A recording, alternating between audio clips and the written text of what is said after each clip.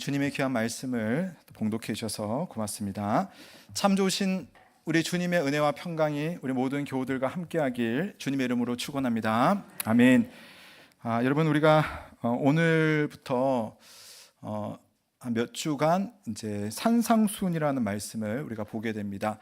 말 그대로 산에서 수, 주어진 훈, 말씀, 교훈이라는 그런 말씀인데요.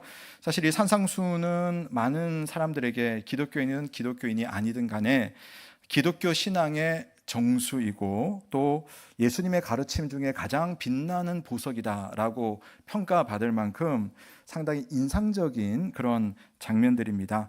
5장, 6장, 7장에 걸치거든요. 그래서 우리가 오늘 읽었던 말씀 5장 1절에서 보면 예수님께서 무리를 보시고 산에 올라가서 앉으셨다라고 되어 있고요. 우리가 보진 않겠지만 저 8장 1절의 뒤쪽에 가게 되면은 예수님께서 말씀을 다 마치고 산에서 내려오시는 그런 장면이 있습니다. 그러니까 5, 6, 7장은 산에서 하신 말씀이다 라고 하는 것을 알 수가 있겠죠. 물론 산에서 한 번에 쫙 했다기보다는 여러 번에 걸쳐서 주님 하셨던 말씀을 이 마태가 이 글을 구성하면서 이렇게 좀 아마 이렇게 뭐라고 할까요? 합쳐 놓은 것이 아닐까라고 보통 학자들은 그렇게 보긴 합니다.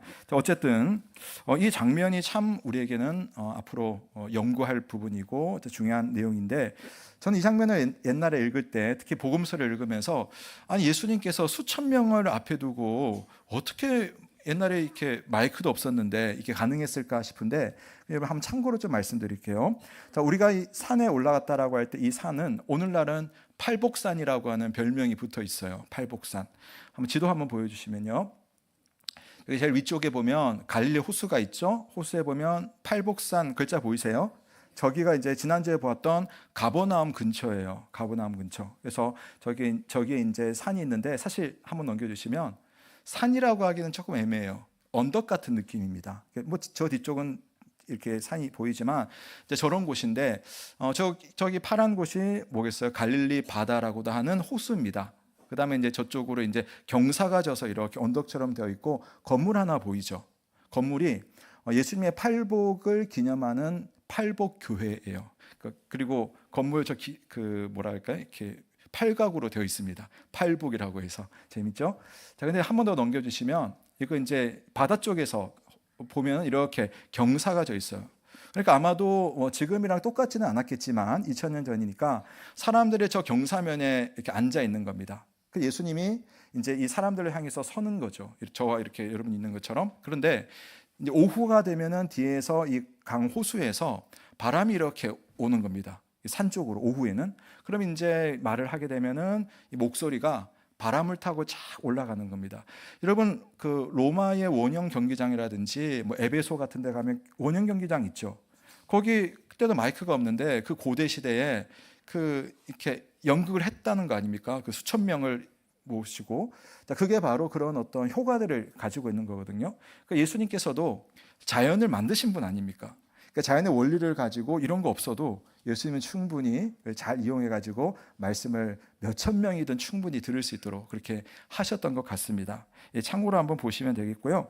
자, 오늘 우리가 시작하는 팔복, 그 다음에 5, 6, 7장에 보면 여러 가지 예수님의 가르침이 있는데 우리가 자칫 오해할 때가 있어요. 이 말씀들이 너무나 주옥 같고 너무나 기독교인으로서는 야, 이렇게 살아야 되는데 싶은 생각이 있다 보니 혹시 이것이 구원받는 조건이 아닐까라는 오해를 하시는 경우들이 있어요. 이 뒤에 보시면은 뭐 노하지 말라, 남을 비판하지 말라, 또 남을 잘 섬겨라, 원수를 사랑하라, 이렇게 기도하라, 이런 내용들이 쭉 있거든요. 근데 여러분 이건요, 이걸 잘 지키면 여러분이 구원받는다 그런 개념이 아니라 반대예요. 여러분이 구원받은 백성이니까 이렇게 사는 거다라고 이야기를 하는 겁니다. 그러니까 어떤 면에서는 우리가 똑같이 다 지금 못 살아요. 저를 비롯해서 우리 모두가 그래요. 그러나 주님은 우리에게 하나님의 백성이라면 이와 같은 삶을 꿈꾸고 이와 같은 삶을 살 수 있도록 하나님께서 우리를 다듬어 가신다. 그런 의미에서 산상순을 보시면 되겠고, 그 산상순 중에 제일 처음 주님께서 하셨던 말씀이 8가지 복, 8복에 대한 말씀입니다. 그렇다면 우리가 8가지 복, 어마어마하겠다, 말씀을 읽기 전에 주님이 우리에게 주시는 복은 얼마나 어마어마할까라는 생각이 드는데, 자, 거기에 여러분 또 재밌는 것이 있어요. 제가 오늘 설교 제목을 천국 백성의 진귀한 복이라고 했습니다. 우리가 보통 진귀하다 하면 진짜 뭐 그런 거 말하잖아요. 진귀한 거. 근데 우리가 생각할 때는 도대체 이게 복일까 싶은 것도 오늘 말씀의 복 중에 있습니다. 우리가 그걸 한번 살펴보면서 왜 예수님은 천국 백성은 이런 복을 받게 될 것이고 이런 복을 받는 사람들의 특징들이 다 나열되어 있는데 도대체 어떤 사람들인가, 그리고 나는 그 복과 얼마나 닮은 사람인가 하는 부분들을 한 2주에 걸쳐서 한번 살펴보겠습니다. 사실 한 복 한 복이 몇 시간씩 해도 될 만한 그런 내용인데, 자, 그런 역량이 안 돼서 그냥 4개씩 좀 짧게 좀 가도록 하겠습니다. 자, 첫 번째 복을 한번 볼게요. 우리 3절 말씀 함께 읽겠습니다. 3절이요. 시작.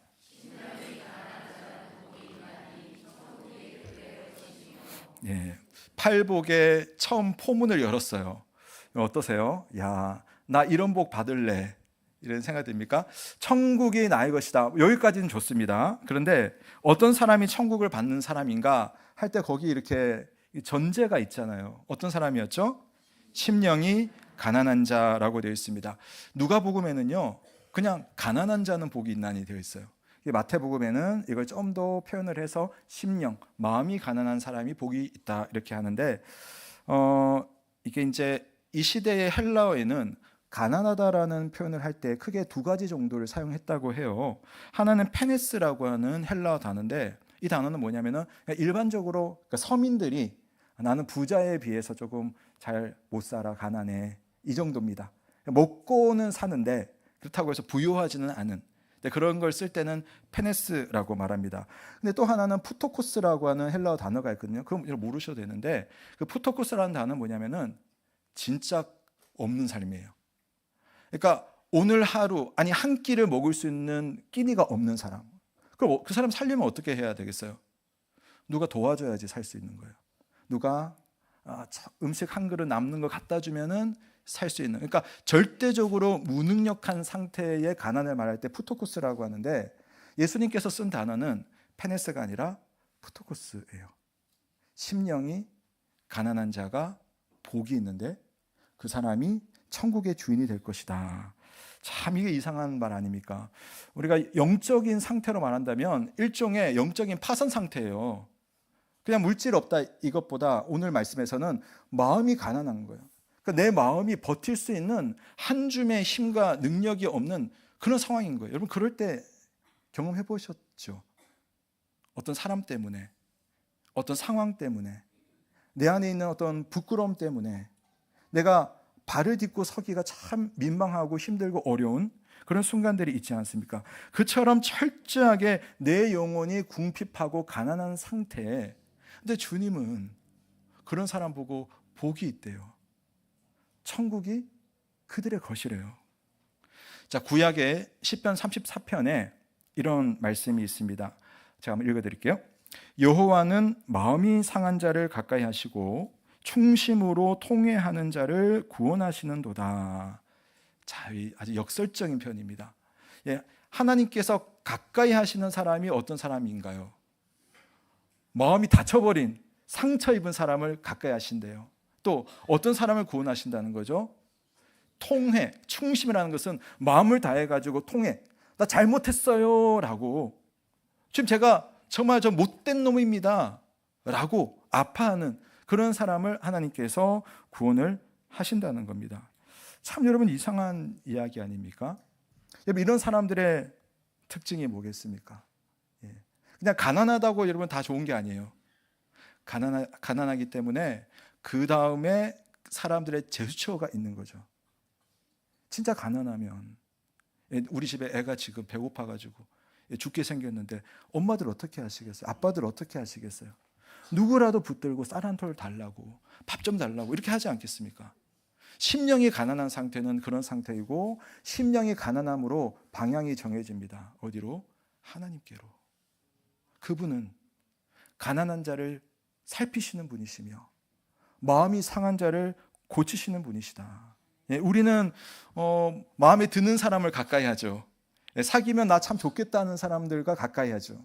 근데 하나님께서는 마음이 상해서 당신께 아무것도 드릴 것 없는 그야말로 가난한 자들을 구원해 주시는 그런 하나님이십니다. 그러므로 성도 여러분, 여러분의 삶 속에 가난이 있습니까? 그게 물질적인 가난일 수도 있어요. 그리고 영혼의 가난일 수도 있습니다. 신앙적인 가난일 수도 있습니다. 나 예전에는 신앙생활 잘했는데 지금 내 신앙이 완전히 밑바닥이야. 여러분, 바로 그 자리가 하나님의 백성이라면 바로 그 자리가 하나님의 은혜로운 복을 만날 수 있는 믿음의 첫 시작이라는 사실을 믿으시길 바랍니다. 예전에 수도원에서는 기도를 할 때 이런 기도를 많이 합니다. 손을 가지고 이렇게 제스처를 하는 거거든요. 그래서 처음에 하나님 앞에 나아갈 때 하나님 찬양합니다, 올려드리는 기도를 손으로 이렇게 해요. 그 다음에는 수도사들이 손을 이렇게 해요. 제 속에 있는 모든 것을 다 내려놓습니다. 버립니다. 제 욕심 내려놓습니다. 저는 가난한 자입니다. 그렇게 하는 거예요. 여러분, 그릇이 있으면은 그릇에 진짜 좋은 걸 채우려면은 그릇에 든 것을 다 비워야 돼요. 우리 속에 다 비워질 때, 내 영혼이 정말 가난해졌을 때, 여러분 그때 하나님께서 여러분의 삶 가운데 채워주실 은혜가 있음을 믿으시기를 바랍니다. 그러니까 여러분, 세상과 얼마나 다릅니까? 세상은 채워야지 뭔가 살아요. 근데 우리는 다 비워내도 하나도 없는 것 같아도 내 영혼이 이렇게 궁핍하지만 바로 거기서부터 하나님의 채워주는 은혜가 생겨난다는 겁니다. 그래서 심령이 가난한 사람은 자기가 그런 상태라는 걸 아는 사람이에요. 가난한데도 가난한 걸 모르는 사람이 있어요. 라우디게아 교인처럼. 우리 좀 부유하니까, 겉으로 볼 때는 괜찮으니까 우린 괜찮았는데 그야말로 가난했어요.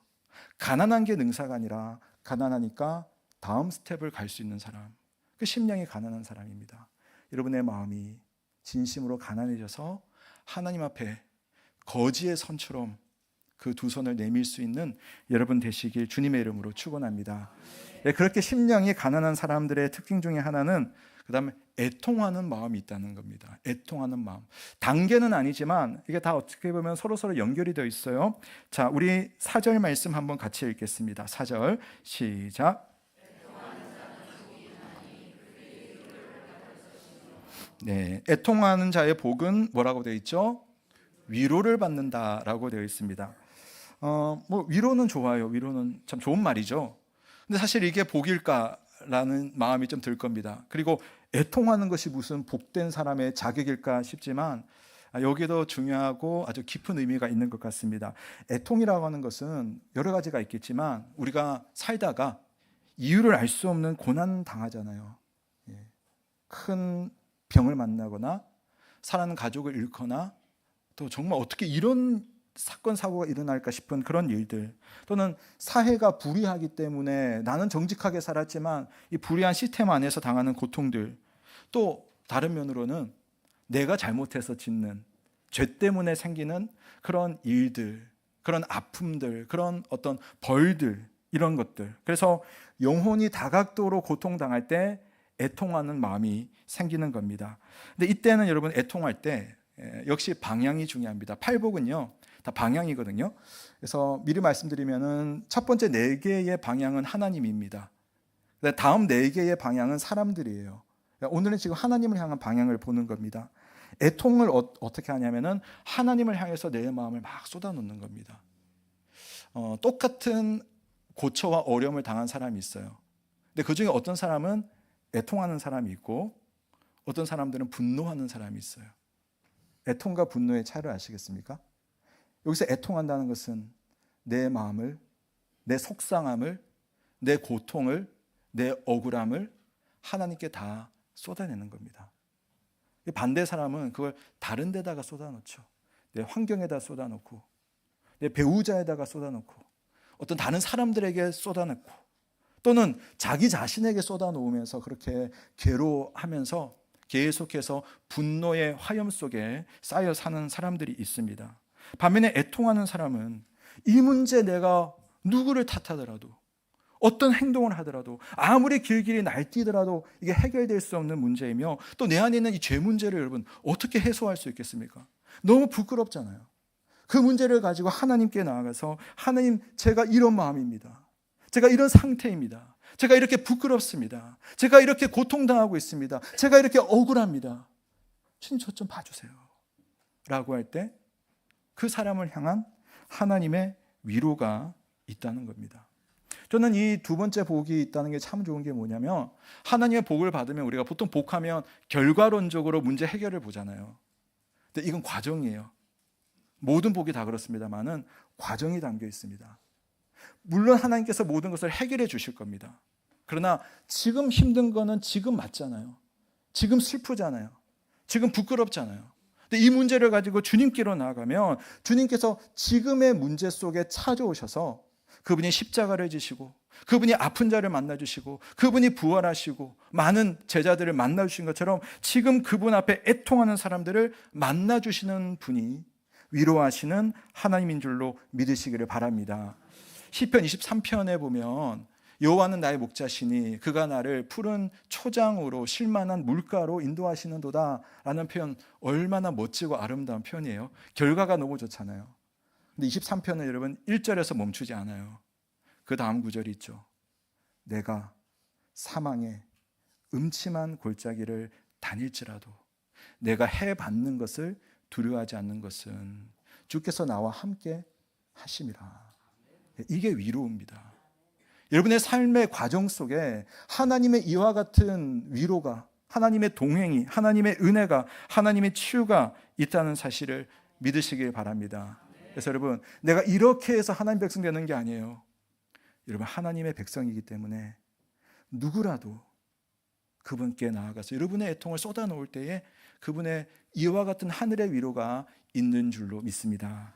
세 번째 복입니다. 5절 함께 읽습니다. 시작. 복이 있나니 그들이 땅을 기업으로 받을 것이미요. 예. 온유한 자의 복은 하나님의 땅이 우리에게 온다. 이 땅이라는 것은 여러분 우리나라 사람들 너무 좋아하는 그냥 부동산 아닙니다. 예, 또는 뭐 주식도 아닐 것 같고 그런 재테크를 말하는 것이 아니라 영원히 우리가 살아가게 될 새하늘과 새 땅이고 이 땅에서 건물주 뭐 이렇게 엄청나게 많은 건물을 가진 사람들이 상상할 수도 없는 기쁨이 있는 하나님 나라의 영원한 즐거움과 평안과 또 복된 그 모든 것을 일러서 하나님 우리에게 유업, 우리에게 기업으로 주시는 땅 이렇게 표현이 되는 겁니다. 근데 어떤 사람이 하나님의 땅을 받는 사람이냐 하면은 어떤 사람이래요? 온유한 사람이 받는다라고 되어 있습니다. 자, 온유에 대해서 우리 현대인들이 가장 많이 오해하는 부분들이 있죠. 온유하면 우리 교회 그 온유라는 아이도 있습니다만은 온유하면은 우리가 그냥 뭐 이렇게 약한 존재, 그냥 무조건 이렇게 받아주는 존재 이런 느낌을 좀 많이 가지는데요. 성경이 말하는 온유는 좀 본질이 좀 달라요. 참고로 시편 37편 11절에 보면 우리 한번 같이 읽어볼까요? 시작.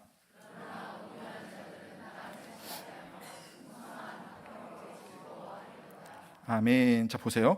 온유한 자들은 땅을 차지하며, 예, 좀 어떤 느낌이세요? 약간 좀 강하고 능동적인 그런 어떤 이미지가 보이지 않아요. 저는 그냥 우리 번역이 그래서 그런지 모르겠지만 더 그렇게 느껴져요. 그리고 풍성한 화평으로 막 즐거워하는 아주 힘있고 아주 적극적인 그런 느낌이 납니다. 근데 시편 37편의 배경은 나중에 한번 집에서 보세요. 엄청나게 고통받는 사람의 이야기입니다. 자기를 괴롭히는 사람이 주변에 있어요. 칼을 들고 화살을 겨누고 있어요. 자기를 죽이려고 온 지금 상황이 너무나 힘들고 어려운 상황입니다. 그런데 이 사람은요, 그냥 괴로운 사람은 아니에요. 본인도 힘이 있어요. 그 손에 칼이 있어요. 자기 군대가 있어요.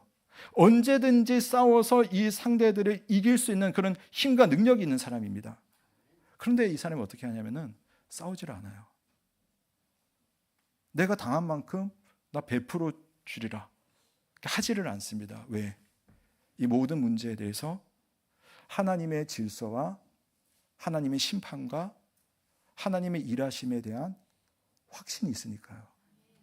그게 여러분 온유한 마음입니다.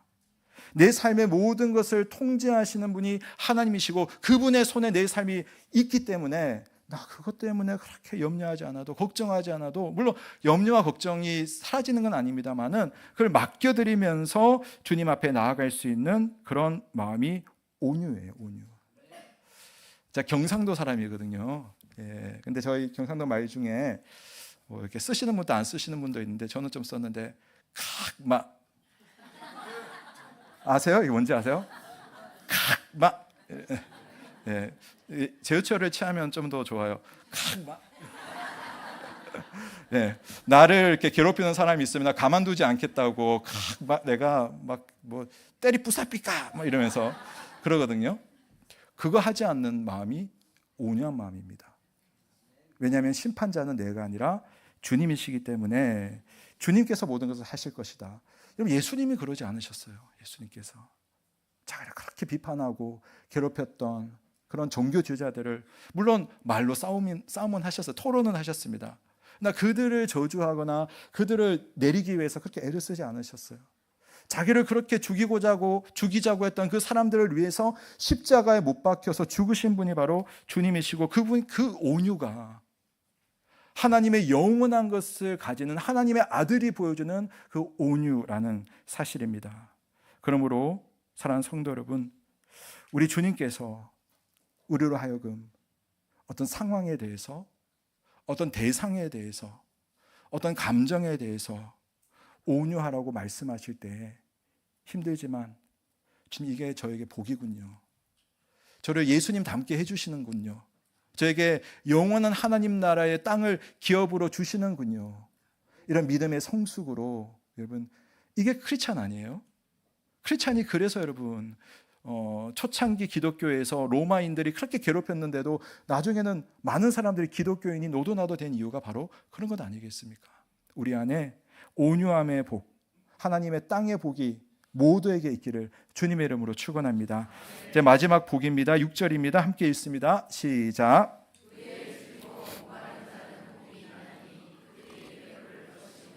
네, 여기 보시면 의에 줄이고 목마른 자의 복은 배부름이다라고 이야기를 합니다. 아, 요새 뭐 배고픈 사람 어디 있습니까? 그렇죠? 예.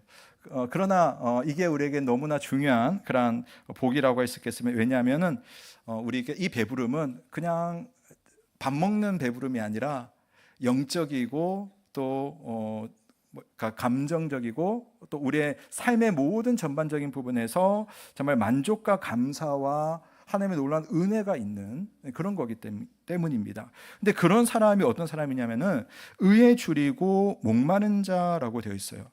여기서 여러분, 의라고 하는 것은 그냥 어떤 일반 도덕을 말하는 것이 아닙니다. 하나님의 의를 말해요.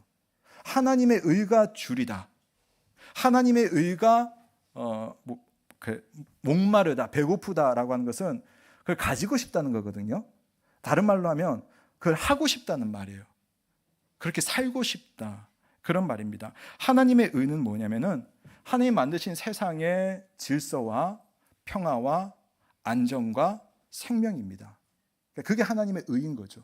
그래서 질서가 없는 곳에 하나님 원하시는 그런 창조의 질서가 있고, 사랑이 없는 곳에 하나님의 사랑이 착 들어가고, 또 영혼 구원이 필요한 사람에게 영혼 구원의 역사가 일어나는 것, 이게 하나님의 의인 거죠. 이걸 하고 싶은 사람, 이게 정말 목마름 있는 사람, 그런 사람을 보고도 그 사람은 운명이지, 이것이 아니라 그 사람을 위해서 기도할 줄 아는 사람, 그 사람을 위해서 손을 내밀 줄 아는 사람, 그 사람을 위해서 마음 아파할 줄 아는 사람이 의에 줄이고 목마른 사람이고, 그렇게 하다 보면 참 신기하죠. 내 영혼이 풍성해지고 배불러지고 감사가 넘치게 되는 겁니다. 지난주에도 우리 슬기로운 신앙생활에서 들었습니다마는 뭐 저도 이제 선교사님들 섬기는 그런 일들을 좀 해왔지 않습니까? 제가 뭐 선교사님들을 아는 것도 아니고 제가 선교를 해본 것도 아니에요. 근데 다만 이런 계기가 생겨가지고 선교사님들을 좀 사랑하는 마음이 조금 생겼어요. 그래서 이렇게 하고, 또 우리 교인들도 그런 마음으로 함께 또 동참을 해주시고 또 헌금도 해주시고 노력도 해주십니다. 사실 그것으로 인해서 우리에게 실제적으로 돌아오는 반대급부는 없어요. 그거 했다고 선교사님들이 잘했다고 돈 모아가지고 저한테 뭐 해주거나 우리 교회에 무슨 표창장을 주거나 그런 거 없어요. 근데 저는 확신이 있습니다. 하나님이 저에게 복 주시고 하나님이 우리 교회에 복 주시고 하나님이 그 섬김을 하는 사람들의 삶 속에 정말 기쁜 영적인 배부름을 부어주시는구나. 제가 그걸 많이 봤거든요. 제가 경험했거든요. 오늘 인도네시아를 섬기는 일도 오후에 하게 됩니다. 참 귀한 일이에요. 그러니까 여러분, 제가 이걸 뭐 이렇게 강요하거나 그런 차원이 아니라 하나님 주시는 마음 안에서 하시면 되는데, 그러나 저는 좀 그런 욕망, 뭐라 할까, 열정이 있으면 좋겠으면 하나님, 제 마음속에 의에 줄이고 목마른 마음 주십시오. 그래서 내가 내 주변에 힘들고 어려운 이웃들을 볼 때 그들을 향해서 적어도 기도할 수 있도록, 할 수 있으면 섬길 수 있도록 그들에게 마음을 줄 수 있는 그런 마음을 달라고. 그러면요, 주님께서 우리를 그냥 그렇게만 만드는 것이 아니라 우리의 삶의 좋은 것으로 채워주시는 분이라는 사실을 믿으시기를 바랍니다. 인도를 선교했던 유명한 선교사 중에 윌리엄 캐리라고 하는 분이 계십니다. 이분은 원래 구두 닦는 사람이었어요. 구두 닦는 사람인데 구두를 닦다가 은혜를 입은 거예요. 하나님의 말씀을 만났어요. 그리고 성경을 연구했습니다. 그래서 그 마음속에 꿈이 생겼어요. 나 인도에 선교사로 갈래. 그래서 준비를 막 했어요. 그래가지고 진짜 가서 인도를 완전 발칵 뒤집어 놓은 우리 선교 역사에서 정말 손에 꼽히는 사람 중에 한 명이 이 영국 선교사인데 윌리엄 캐리라는 사람입니다. 근데 그분이 유명한 말을 했어요. 제가 몇 번 말씀드린 것 같은데, 하나님으로부터 위대한 일을 기대하라. 하나님으로부터 또는 하나님을 위해 위대한 일을 기대하라. 그 마음을 가지고 하고자 하니까 하나님께서 길을 열어주시는 거예요. 사역을 주시는 겁니다. 필요한 것들을 채워주시는 그러한 은혜를 경험할 수가 있다는 것입니다. 하나님 앞에서 우리가 복을 받는다는 것, 사실 우리가 다 복 받았기 때문에 이게 가능한 거예요, 여러분. 세상의 기준으로는 이런 거 못해요. 잘 못해요. 근데 교회는요, 돌아오는 것이 없어도 하는 것이 교회잖아요. 나에게 잘해주지 않아도 사랑하고 섬기는 것이 교회 공동체지 않습니까? 이 자체가 복이라는 거예요. 그 마음속에 하나님 주시는 배부름이 있습니다. 성도 여러분, 오늘 우리는 천국 백성의 진귀한 복, 왜냐하면 일반적이지 않기 때문입니다. 그러나 우리 그리스도인들에게는 일반적일 수 있는 그런 복이 있습니다. 첫 번째, 심령의 가난, 내 자신의 영적 상태, 파산 상태를 철저히 고백하고 하나님의 자비 앞에 두 손 들고 엎드립니다. 애통, 나의 뿌리 깊은 죄악과 불의한 세상의 고통을 직시하면서 하나님의 개입과 치유를 구하면서 눈물 흘리는 그 마음. 온유, 분노할 수 있는 억울함 속에서도 권리를 포기하고 인간적인 칼을 뽑지 않고 오직 공의로운 심판을 하나님께 철저하게 맡기는 신뢰입니다. 의에 줄이고 목마름, 그냥 어쩌다가 아니라 정말 주님께서 원하시는 그런 구원과 통치와 사랑을 위해서 내 마음이 정말 간절해지고 저 그렇게 하겠습니다 하는 그 마음 위에 하나님이 주시는 위로와 평강과 땅과 또 여러 가지 배부름의 은혜가 우리 모두에게 있을 줄로 믿습니다. 우리 함께 한번 주신 말씀 가지고 기도 한번 하겠습니다. 오늘 말씀 네 가지의 복과 그 복의 사람들에 대한 이야기를 보면서 여러분에게 해당되는 사람의 모습들이 있을 겁니다. 이거 뭐 어떤 사람은 이거, 어떤 사람은 이건 아니고 뭐 전반적인 우리의 삶 속에 일어나는 일이지만 지금 나에게는 이것이다라고 하는 것이 여러분 마음속에 느껴지고 들려진다면 그 하나 붙들고 한번 기도하면 좋겠습니다. 하나님, 내 속에 이런 복이 이미 있습니다. 근데 제가 얼마나 복을 놓치면서 살았는지 모르겠습니다. 내가 복 받을 수 있는 이 기회를 이런 믿음의 삶으로 잘 붙들고 예수 그리스도의 그 길을 믿음으로 가게 하여 주옵소서. 함께 한번 기도하며 주님의 은혜를 구하시겠습니다. 살아계신 하나님 아버지, 하나님 앞에 우리가 나와서 주님의 도움을 구하니